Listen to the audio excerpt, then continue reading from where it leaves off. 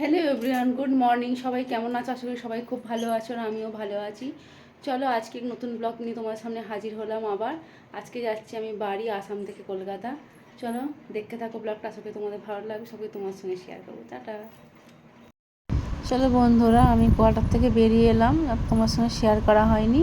তারপর এই যে অটো এসে গেছিলো, অটোয় উঠে পড়েছি আর গেটের বাইরেও চলে এসেছি। আর আমরা রাস্তা দিয়ে এখন যাচ্ছি, স্টেশনে যাবো আর কি, সেই কারণে। আর মনে খুব আনন্দ, কেননা অনেক দিন পর বাড়ি যাচ্ছি। 6-7 মাস হয়ে গেছে বাড়ি যাওয়া হয় না, মেয়ের স্কুলের কারণে। সেই কারণে আর কি বাড়ি যাওয়ার আনন্দটাই আলাদা, তোমরা তো সবাই বুঝতেই পারছো নিশ্চয়ই। আর দেখো সামনে যে পাহাড়টা আছে তোমাদের সঙ্গে শেয়ার করছিলাম এইভাবে, কারণ না ফোনটা বাইরে বার করতে আমার ভয় লাগে যদি কেউ নিয়ে চলে যায়, সেই কারণে। আর দেখো ওই পাহাড়টা সামনে খুব সুন্দর লাগছে কিন্তু। আর চলো, আর সেদিনকে হালকা হালকা গরমও ছিল, মানে কলকাতার মতো অতটা না, তবুও গরম ছিল অনেকটাই। আর এখন একটু গরম পড়েছে, আমি এখন তো বাড়ি চলে এসেছি, মানে কোয়ার্টারে চলে এসেছি। সেখানে কিন্তু প্রচণ্ড এখন গরম আসামে আর কি। চলো বলতে বলতে আমার স্টেশনে পৌঁছে গেলাম আর চলে এলাম স্টেশনের সামনে। দেখো আমি একটু ভিডিও করে নিলাম। আর এই যে তারপর চলে এলাম উপরে।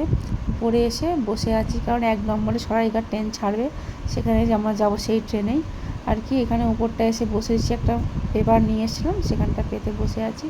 আর শরীরটা ভীষণ খারাপ লাগছিলো, সেই কারণে নিম্বু পানিও খেয়ে নিলাম একটু।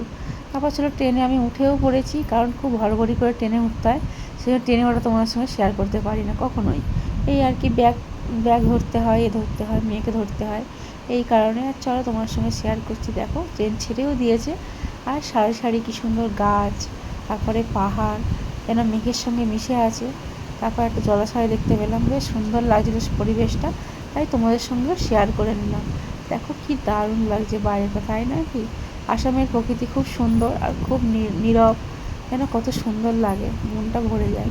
কারণ এইদিকে এলে দেখো কত সুন্দর লাগছে, তাই না বন্ধুরা? তোমাদের সঙ্গে শেয়ার করে নিলাম। তারপর বসে বসে একটু বোরিংও হচ্ছি, আর মনে মনে ভাবছি কখন যে বাড়িতে আমি পৌঁছাবো, আমার ঘরটাকে নিজের করে পাবো।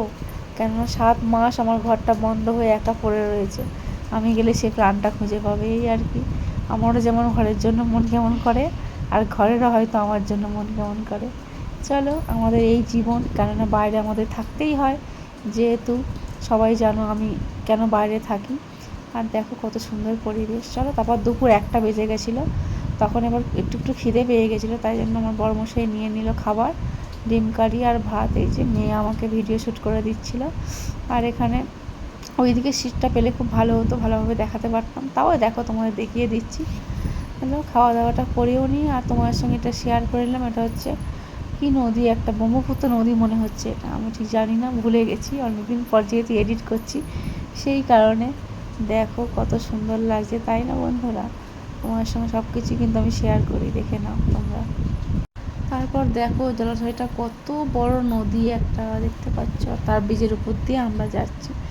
আমার তো খুব ভালো লাগে বসে বসে ট্রেনের মধ্যে এই সিনারি দেখতে, আর খুব সুন্দর লাগে। কিন্তু আমি যখন বাড়ি মানে কোয়ার্টারে আসছিলাম, সেই ভিডিওতে শ্যুট করিনি কিছু, কারণ একটা প্রবলেম হয়ে গেছিলো, সেই কারণে। তখন কিন্তু কাঁচটা একদম, সেই ট্রেনের কাঁচটা ঘোলা ছিল। আমার যেহেতু সাইডে সিট পড়েছিল, কিন্তু আমি কিচ্ছু দেখতে পাইনি বন্ধুরা, তাই তোমার সঙ্গে কোনো শেয়ারও করিনি। তারপর দেখো বিকাল হয়ে গেল, আর মেয়ে নিয়ে নিল কফি আর বিস্কুট, যেহেতু মেয়ের খিদে পেয়ে গেছে, আর আমারও হালকা হালকা খিদে পাচ্ছিলো অবশ্য, সবাই কিছু না কিছু স্ন্যাক্স খাচ্ছিলো, সেই কারণে আমিও একটু নিয়ে বসে পড়লাম, কফি আর বিস্কিট, এই আর কি। তোমার সঙ্গে শেয়ারও করছিলাম। তারপর দুপুরে একটু শুয়েও পড়েছিলাম। দেখো বন্ধুরা, তারপর সন্ধে মানে রাত্রি হতে যায় আর কি, এখন বসে আছি তুমি আর মা আর মেয়ে মিলে। তারপর রাতের খাবারও আমাদের চলে এসছে। মেয়ে নিয়েছিল সোয়াবিনের তরকারি, ভাত, ডাল, মাছ, আর আমরা নিয়েছিলাম পরোটা আর পনির তরকারি, এই আর কি। আর আমার হাজব্যান্ডের একটা বন্ধুর সঙ্গেও দেখা হয়ে গেছিলো, সেও আমাদের সঙ্গে খাওয়া দাওয়া করেছে, সেটা তোমাদের সঙ্গে শেয়ার করা হয়নি। দেখো তারপর আমি কিন্তু চলে এলাম, সকাল হয়ে যাচ্ছে, আর আমি নেমে পড়েছি একদম স্টেশনে, হাওড়ায়। দেখো তোমাদের সঙ্গে শেয়ার করলাম, এই ট্রেনটা করেই আমরা এসেছি, এই আর কি। চলো আস্তে আস্তে যাবো, বাস ধরবো ওখান থেকে, বাসে করে সোজা বাড়ি। দেখো বাস আমি কিন্তু ধরেও নিয়েছি।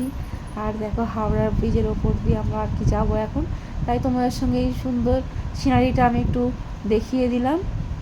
আর এই জলের ওপর দিয়ে যাব, এই সিনারিটা আমার কিন্তু সকালবেলা খুব ভালো লাগে, দারুণ লাগে। আর সকালবেলাটা তো সবাই সবার কাজে ব্যস্ত, একটা অন্যরকম পরিবেশ, সেটা ভোর 5টার সময় আমি দেখেছি। কেননা আমি কোয়ার্টারে একটু দেরি করে ঘুম থেকে উঠি, তো সেই কারণে আমি সকালটা মানে উপভোগ করতে পারি না। উঠি কিন্তু মেয়েকে স্কুলের জন্য তৈরি করতে রান্নাঘরে আমার টাইমটা কেটে যায়, এই আর কি।